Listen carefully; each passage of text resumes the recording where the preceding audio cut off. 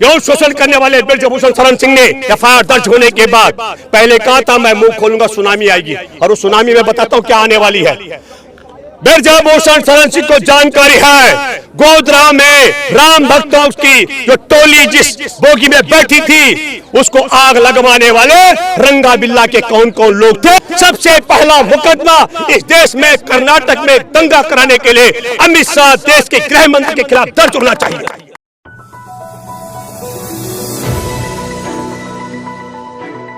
कि भारतीय कुश्ती महासंघ के अध्यक्ष पद से ब्रजभूषण शरण सिंह ने इस्तीफा दे दिया। मैं इसके बैकग्राउंड में आपको बताना चाहता हूं, आप सबको जानकारी होनी चाहिए कि हमारे देश की ये ओलंपिक पदक विजेता बेटियां जब इन्होंने 21 तारीख को कनाल प्लेस थाने में मुकदमा दर्ज कराने के लिए शिकायत दर्ज की थी, तो इनकी मुकदमा दर्ज नहीं किया गया था, एफआईआर में तब्दील नहीं किया गया था शिकायत को।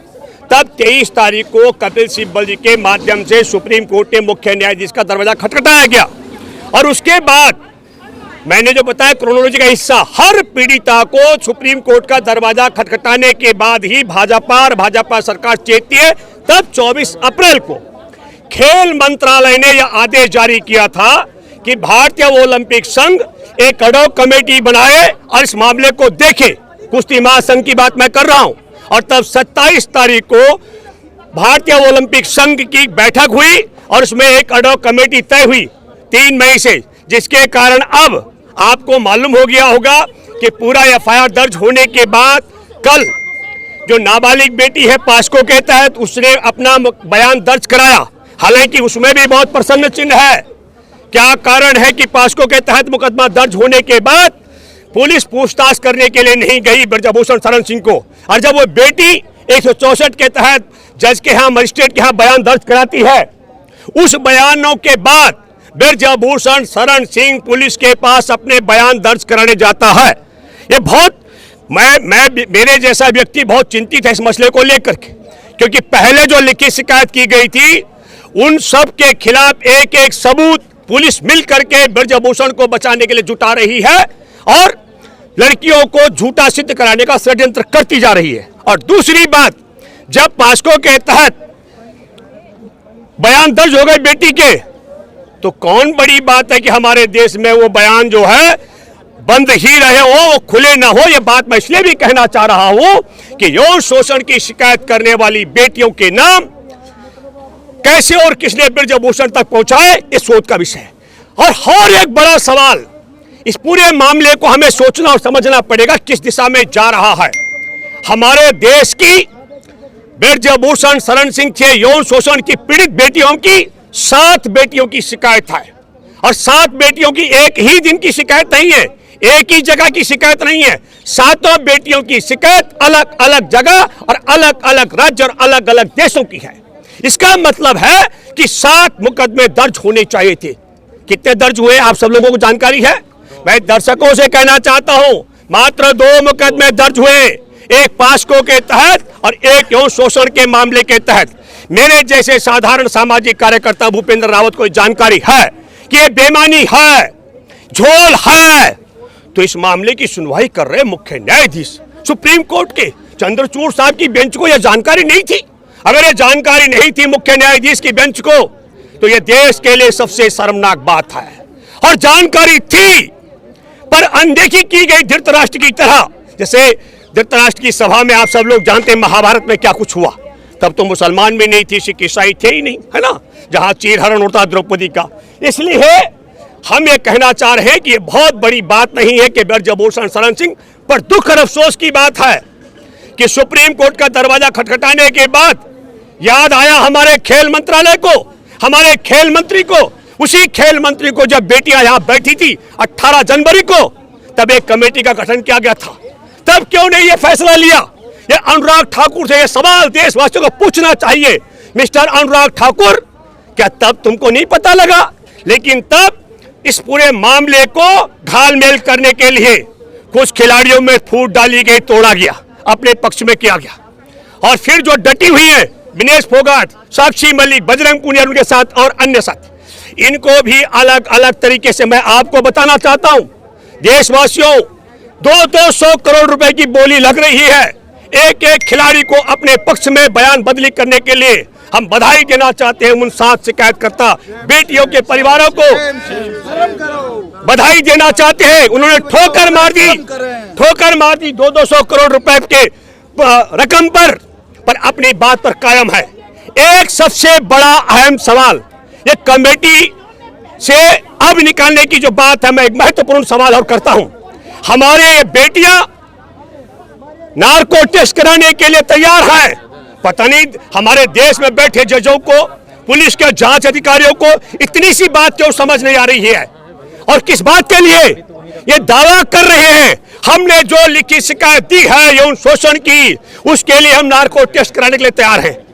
तो भाई भाजपा का सांसद, नरेंद्र मोदी अमित शाह का चहेता, राम मंदिर का भक्ति करने वाला, वो क्यों नहीं शपथ पत्र दे रहा है?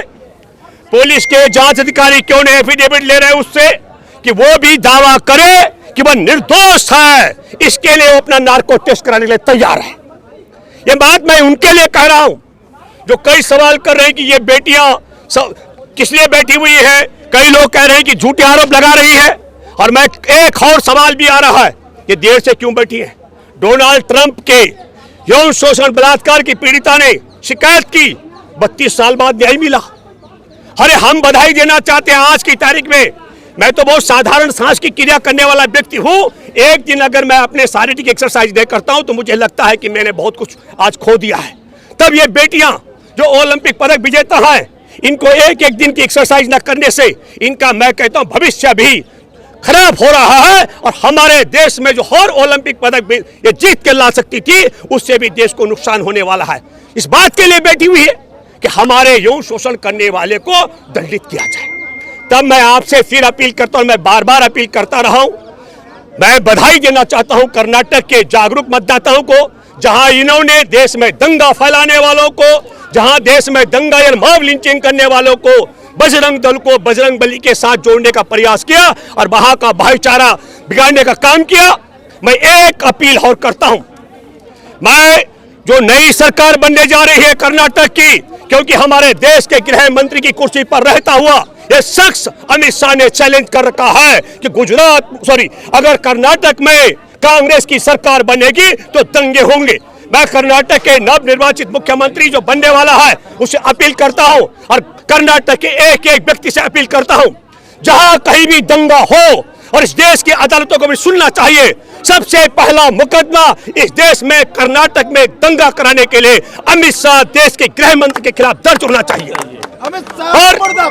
और इसी तरीके से मैं आप सब देश की मां बहनों से अपील करता हूं, जो देश की आधी आबादी की लड़ाई ये विनेश फोगाट, शफी मलिक यहां लड़ रहे हैं। आधी आबादी की लड़ाई इसलिए हमारे देश में आधी आबादी महिलाओं की है।